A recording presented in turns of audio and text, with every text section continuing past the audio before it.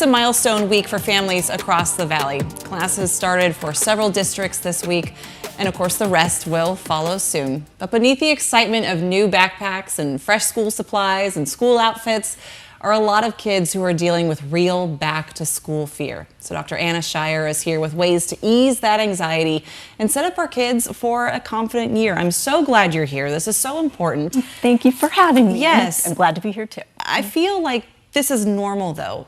These feelings are normal, and kids should understand that. Yes, and I think normalizing it like that as a parent can be really helpful, because I think a lot of times as parents we'll just say, you know, you'll be fine, and it's okay. But then hearing that, the kid just feels like, well, I'm being dismissed and I'm not being taken seriously. So yeah, I think talking about it and normalizing it is very, very helpful. And well, I want to ask you about that in just a second, but in terms of kids feeling anxiety and feeling a bit of anxiousness, what are some of those signs? Like, do they show signs that maybe they're not ready? Absolutely, yeah. So a lot of times kids don't even know that they're feeling anxious, but they'll have physical signs. The little kids will have tummy aches, or it could also be diarrhea, constipation. And then as you get older, it turns more into headaches. And so you'll have teenagers with migraines that don't want to go into school because their head is hurting, or it could still be some GI. And this is affecting kids of all ages, or is there a primary age group that we're talking about? No, all ages, but especially milestone grades, you know, going into kindergarten or going into ninth grade, and, you know, starting in high school or in a big school where suddenly you're switching classes, things like that.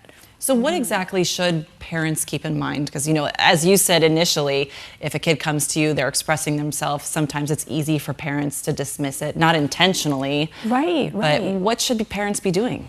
Well, you know, the tough thing is we don't ever want to see our kids struggling and in pain. And the first thing that we want to do, our gut reaction, is to fix whatever's happening. But the best thing, rather than going into fix-it mode, is to really get into their feelings with them. And sometimes kids have very valid fears, like, you know, they were bullied last year. They're worried about seeing the bully again.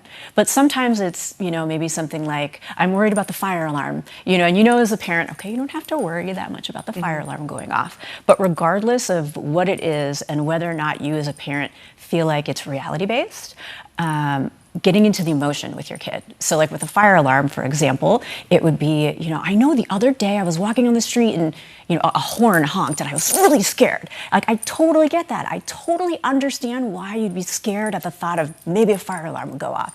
And so feeling it with them in a way that's authentic to you and letting them know that is an absolutely normal, expected experience. But I'm just so glad they did that, because then I didn't cross the street and it was keeping me safe. So, you know, the fire alarm's kind of like that, where it'll keep you safe, even though it doesn't feel comfortable when it goes off. At least, you know, we can try to remind ourselves it's there to keep me safe. So making it more relatable, in a sense? Relatable, but especially feeling it with them and not just kind of poo-pooing their feelings, like, oh, it's fine, you'll be fine. But thinking, how can I feel what they're feeling at their age?